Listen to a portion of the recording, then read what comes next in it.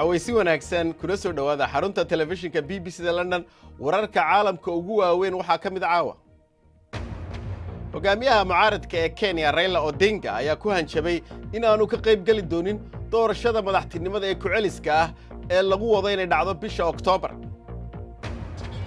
dalka Uganda 20 dumar ayaa lagu dilay iyadoo la kufsaday la ciijiyay dabeetana hilibkooda la jarjaray waxaana lagu daadiyay beer waxaanu idinka haynaa warbixin magaalada Kampala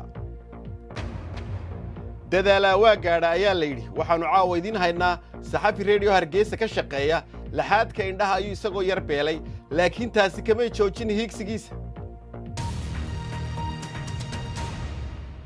hogaamiyaha isbahaysiga mucaaradka Kenya Raila Odinga ayaa sheegay in aanu diyaar u ahayn inuu ka qayb galo doorashada madaxtinimada ee ku celiska ah ee dalkaasi ka dhici doonta bisha soo socota arrintan ayaa imanaysa kadib markii guddida madaxa bannaan ee xuduudaha iyo doorashooyinku ay shalay shaaciyeen in 17 bisha tobnaad ay noqon doonto maalinta doorashada madaxtinimada ee ku celiska ah Raila Odinga ayaa sheegay in aanay doorashadu dhicaynin oo loo baahan yahay intaanay doorashadu dhicin damaanad dhanka sharciga ah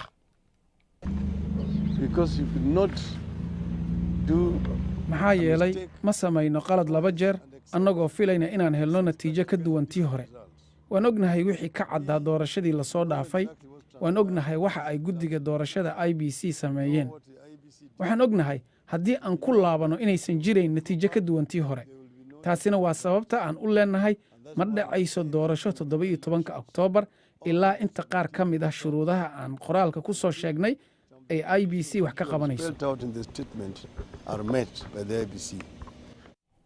haddaba diidmada mucaaradka maxay dawladda Kenya ka tiri waa kan tafatiraha laanta afka Soomaaliga ee BBC-da Cabdilaahi Sheekh Cabdirasaaq oo isagoo Nairobi jooga inoo sharaxaya dawladdu way ka hadashay arintaasi madaxweynaha dalka Kenya Uhuru Kenyatta ayaa war-saxaafadeed soo saaray waxa uu sheegay in la siiyo guddiga madaxa bannaan ee doorashooyinka fursad ay doorashadana ku qabtaan waxa kale uu sheegay in dastuurka uusan marnaba ku jirin in guddigaasi ay doorashada kala tashadaan mucaaradka dabcan mucaaradka waxyaabaha ay dhaliileen waxa kamid ahaa guddiga doorashooyinka oo qabtay taariikhda 17 bisha Oktoobar in la qabta doorashooyinka ku celiska ah balse mucaaradku waxay leeyihiin lagalama tashan arintaasi balse dawladdu waxay leedahay tala in lagala tashada dastuurkaba kuma jirta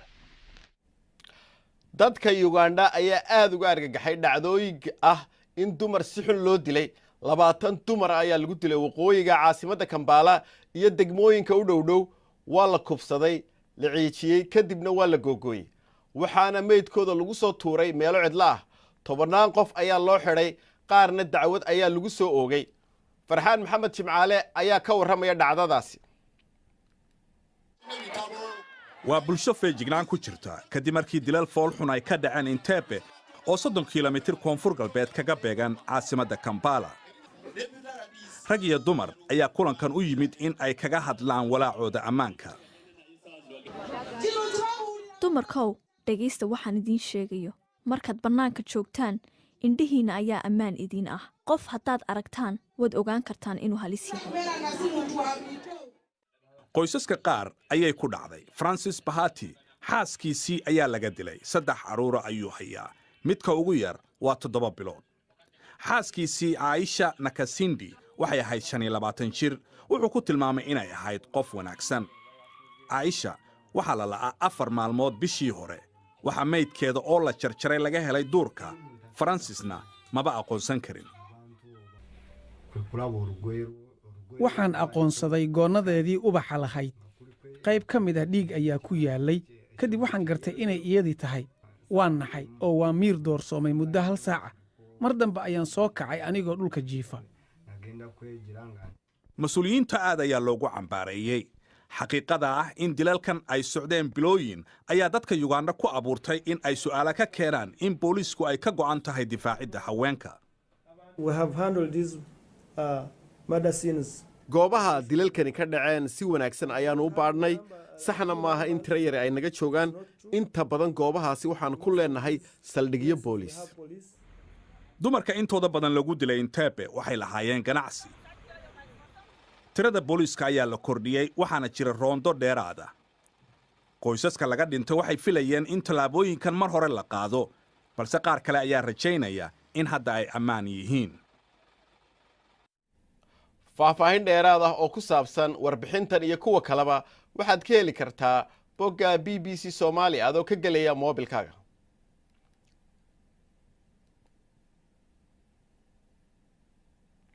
bal markana aynu eegno qodobada kale ee ku jira wararka maanta. waxaa magaalada Muqdisho maanta laga daahfuray wejiga koowaad ee barnaamij shaqo loogu abuurayo 1,000 ka mid ah dhalinyarada Muqdisho. 50% shaqaalaha cusub waa haween, halka 5% ay yihiin dadka aan laxaadkoodu dhammayn. mashruucan oo 6 bilood soconaya waxaa maalgelintiisa bixinaya Midowga Yurub. ra'iisul wasaaraha Bangladesh Sheikh Hasina ayaa ugu baaqday madaxda adduunku inay cadaadis saaraan dawladda Myanmar si ay dib ugu qaataan kumayaal Rohingya ah oo ka soo barakacay dalkaasi. hay'adda qaramada midoobay ayaa sheegtay in dad gaadhaya 35,000 oo qof 24 saacadood ugu dambeeyay ka soo tallaabeen xadka Myanmar. caalamka waxaa ka dhacay barnaamijyo qaxoontiga Rohingya lagu taageerayo. qaramada midoobay ayaa sheegay in diidista caalamku ka dhaga adeegay in la baadho dagaalka Yemen ay tahay wax laga xishoodo. warbixin cusub oo ay soo saartay guddida xuquuqda bani'aadamka u qaabilsan qaramada midoobay ayaa sheegay in maalin walba gabood fallo ay ka dhacayaan Yemen. ilaa hadda waxaa halkaasi ku dhintay dad gaadhaya 5,000 oo rayida iyadoo xulafada Sacuudigu ay duqeyn ku hayaan halkaasi kana mas'uul yihiin dhimashada inteeda badan.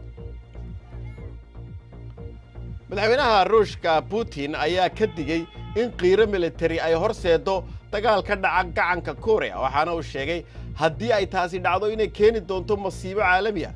isagoo ka hadlayay shir madaxeed ka dhacay Shiinaha ayaa uu ka hor yimid in cunaqabateyn dheeraad ah la saaro Kuuriyada Waqooyi waxaana uu yidhi dadkaas Kuuriyada Waqooyi waxay diyaar u yihiin inay doog cunaan si ay nuclear-kooda u badbaadiyaan.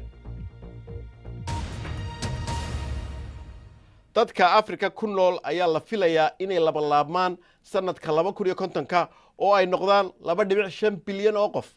dabcan faa'iido iyo tacabo way ku jiraan dadka badanaya. xoog dhalinyaro ahi wuxuu keeni karaa faa'iido dhaqaale iyo wax soo saar badan. dhaqaalaha ugu kobaca badan leh Afrika waa Ethiopia. waxaana jira qorshe ballaadhan oo ah kacaan warshadaysan oo la rabo in dhalinta shaqo loogu abuuro. cusub cilmi ayaa ka warramaysa. Ethiopia heer sare ayay maraysaa. shirkadaha ugu waaweyn ee dharka ayaa lacag badan gelinaya mustaqbalka dhaqaalaha ee dalka. shaqada waa la bilaabay taasoo ay ka mid tahay shirkad tolaysa dharka. xalka dadweynaha Ethiopia ugu wanaagsan waa in ay dhalinyarada shaqo siiyaan. waxay dhisayaan warshado ay ku soo jiitaan shirkadaha ajnabiga ah si ay dharkooda ugu tolaan waddankooda intay ku toli lahaayeen Aasiya. Shiinaha ayaa caawin badan siinaysa Afrika markay noqoto horumarka dhaqaalaha sababtoo ah waxay arkayaan inay sidoodoo kale u kobcayso. waxaanu Ethiopia u dooranay waxa weeye waa dal siyaasadiisu ay degan tahay isla markaana dadkiisu ay yihiin dad nabadda jecel. waana dalka labaad ee Afrika ugu weyn. dadkiisu aad bay u badan yihiin meel aan dad joogina suuq ma laha. baaxda iyo hamiga shirkaddu waa mid guulaystay oo la yaab leh markaad eegto shirkadda diyaaradda oo ay leedahay dawladdu. waxaa kaloo jira khad tareenka oo ku shaqeeya koronto. 5% ayay kordheen dadka. sidaa daraaddeed waxaan u baahannahay inaan abuurno sanadkii shaqooyin gaaraya 1 milyan. waxaan Shiinaha ka baran karnaa in ay muhiim tahay maalgelinta lagu sameeyo kaabayaasha. dawladduna sida Shiinahoo kale ayay gacan sare haysaa. mudaharaadadii waa la caburiyey. 9 bilood oo xaalad degdega ayaa dhowaan la sii daayay. waxaana jira su'aalo ka taagan madax bannaanida iyo xorriyad la'aanta. dhisidda dimuqraadiyad adag waxay u baahan tahay dadaalka jiilal badan. waan garowsannahay taa. dadaal badan ayaan gelinaynaa annagoon ka tegayn horumarka aan hadda haysanno.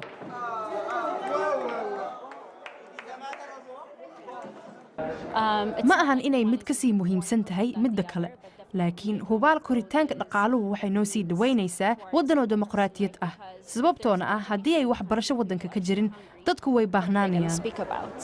haddii Ethiopia dheeli tirta labada waxay noqon qaab tusaale u ah in ay qaaraddu shaqayn karto. wararkeenna ugu waaweyn ciyaaraha caawa haddaynu eegnana tababaraha Atletico Madrid Diego Simeone ayaa saxeexay heshiis cusub oo 2 sannadood ah isagoo kooxdiisa la sii joogi kara ilamaa laga gaadhayo sanadka 2020 sida ay kooxdu maanta ku dhawaaqday. Simeone oo ah nin 47 jira oo u dhashay dalka Argentina ayaa kooxda ku soo biiray 2011 waxaana uu yahay ninka ugu muddada dheer ee tababaraha ka horyaalka Isbaanishka ee La Liga. ciyaartoyga Manchester United Marcus Rashford ayaa goolka guusha u dhaliyay Ingiriiska oo ku badiyay 2-1 kadib ciyaarta ay xalay la yeesheen Slovakia ee isreebreebka koobka adduunka ee qaaradda Yurub. kooxda tababare Southgate ayaa qarka u saaran inay ku biiraan wadamada u soo baxay koobka adduunka. wadamadaasi waxaa ka mid ah Brazil iyo Belgiumka. Mawlid Maxamed Odawa waxaa indhaha tiray xanuunka la yiraahdo meningitis markii uu yaraa wuxuuna ku koray arag la'aan balse taasi kama joojin in uu wax barto. maantana waxa uu ka mid yahay wariyayaasha ka howlgala Hargeysa. Mawlid ayaa sidoo kale waxa uu tiriyaa gabayada. BBC-da ayaa Mawlid ka diyaarisay warbixintan.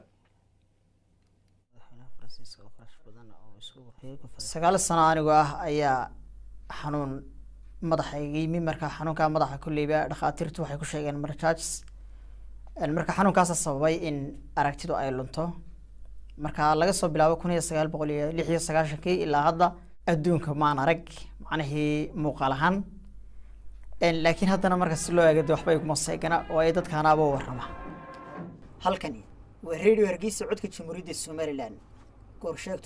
hadda waxaan ka mid ahay shaqaalaha wasaaradda warfaafinta gaar ahaan waaxda idaacadda Radio Hargeysa ayaan ka mid ahay runtii aan barnaamij soo saaranahay runtii waxaan soo saaraa barnaamij la yiraahdo Subax Wanaagsan. aniga ayaa barnaamijka runtii edit karaysta amba farsamaysta oo kombiyuutarkayga ayaan barnaamijka ku sameeyaa. inta badan uma baahdo qof barnaamijka iga duuba oo runtii ii farsameeya.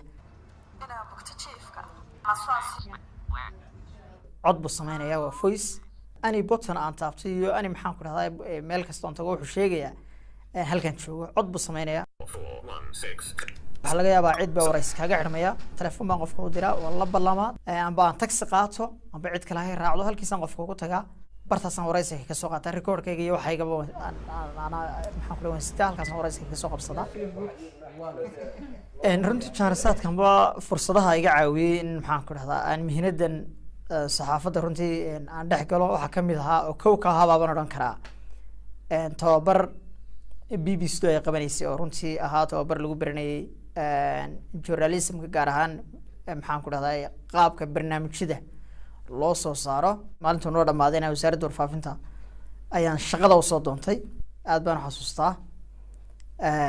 su-aalihii lay weydiinayay waxaa ka mid ahaa haw de qaabkeed ku shaqayn kartaa saad uga shaqayn kartaa waxaan ma arki kartaa adayg fara badan iyo runtii qaadan waa fara badan kadib waxay noqotay in la yiraahdo bal barnaamij baa lagu dhiibayay ahlugu tijaabiyo xataa weli markaa kuma qanacsana.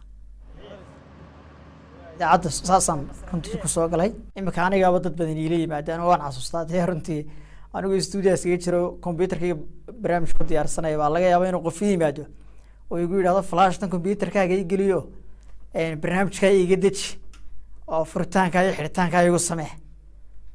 deetana waxaan sira weydiiyaa talow kii nin labada arkahayn.